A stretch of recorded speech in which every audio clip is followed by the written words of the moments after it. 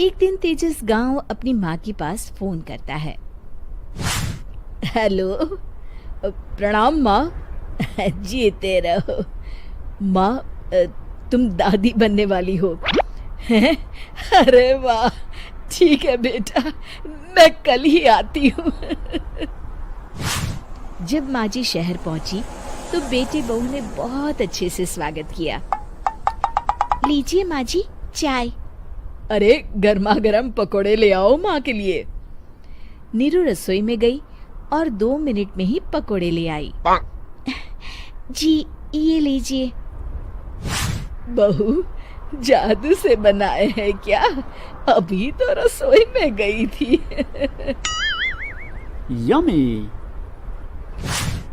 माँ जी, शीला रसोई में पकोड़े तल रही है, मैं बस लेकर आई।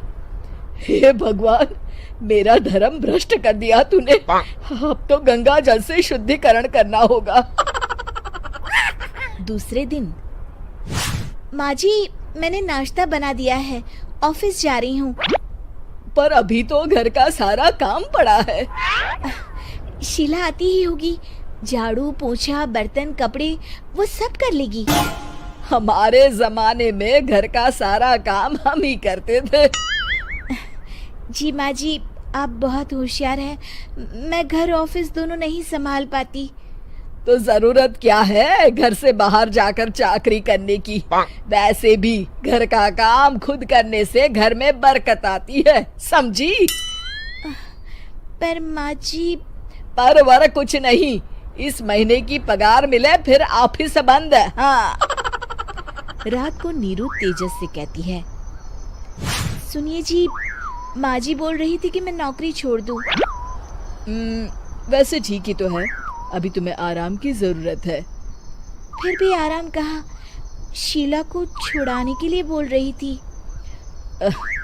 तो अब 24 घंटे में इतना काम तो कर ही सकती हो। पर जॉब पसंद है मुझे, घर पर मन नहीं लगेगा। अगले दिन जब दोनों ऑफिस के लिए निकल रहे थे, मेरी तो कोई कीमत ही नहीं है इस घर में। माँ जी, आजकल महंगाई बहुत है, रहन सहन भी बदल गया है, दोनों नौकरी करते हैं तभी ठीक रहता है। अच्छा, तू कहना क्या चाहती है? मेरा बेटा तुझे बिठा के खिला नहीं सकता? तू ही इस घर का खर्च चला रही है, हैं? नहीं माँ जी, मेरा वो मतलब नहीं था। मतलब खूब समझती हूँ, ये बाल धूप में सफेद नहीं किए मैंने। हाँ। अब तो ये रोज का काम हो गया था। तेजस भी रोज की झिकझिक से परेशान हो गया था। एक दिन उसने कहा, नीरू, वैसे भी तुम्हें मैटरनिटी लीव मिलने वाली है, तो अभी से ही छुट्टी ले लो। पर क्या, मेरी सैलरी अच्छी खासी है। आखिर नीरू ने रिजाइन कर दिया। जब बच्चा हुआ तो घर में सब बहुत खुश हुए। कुछ दिनों बाद तेजस फाइल देख रहा था। क्या हुआ तेजस, कुछ परेशान लग रहे हो? हाँ, वो हमारी जितनी सेविंग्स थी वो तो हॉस्पिटल में और छठी के फंक्शन में खत्म हो गई है नीरू। और अभी वैसे मंदी चल रही है तो मैं बोल रही थी कल मुन्ना को हेपेटाइटिस का टीका लगवाना है। नीरू, क्या पोस्टपोन नहीं कर सकते? नहीं जी, बिल्कुल नहीं।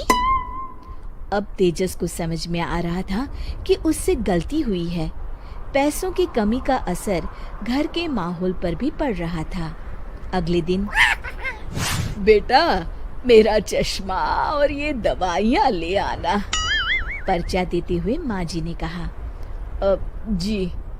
तेजस, मुन्ना के लिए दूध का डिब्बा और डायपर भी ले आना, और ये किराने के सामान की लिस्ट है, इसे भी लाना है। तेजस गुस्से में लिस्ट मरोड़कर फेंकता है और चिल्लाता है, पैसे क्या पेड़ पर उगते हैं? ये ले आना, वो ले आना। अरे पर ये जरूरत का सामान ही है। वो गुस्से में बिना कुछ कहे ऑफिस चला गया। अरे लंच तो ले जाइए। नीरू दौड़कर डिब्बा पकड़ाती है।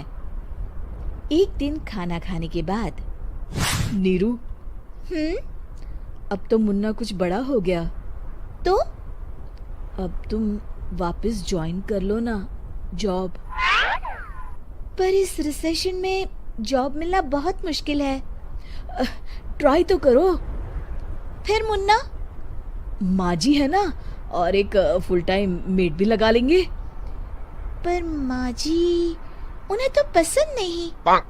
तभी माँ जी वहाँ आ जाती है और प्यार से नीरू के सर पर हाथ फेरते हुए बोलती है, अब मेरी समझ में आ गया बहू, पहले के और अब के समय में अंतर है। तुम काम शुरू करो, मुन्ना की जिम्मेदारी मेरी। मेरी प्यारी माँ जी। ये कहकर नीरू उनके गले लग गई। शिक्षा, परिवर्तन संसार का नियम है, हमें भी समय के साथ चलना चाहिए। उम्मीद है कि आपको हमारी ये कहानी पसंद आई होगी। कृपया हमारे चैनल को सब्सक्राइब करें और सभी अपडेट्स के लिए बेल आइकन जरूर क्लिक करें। और हाँ,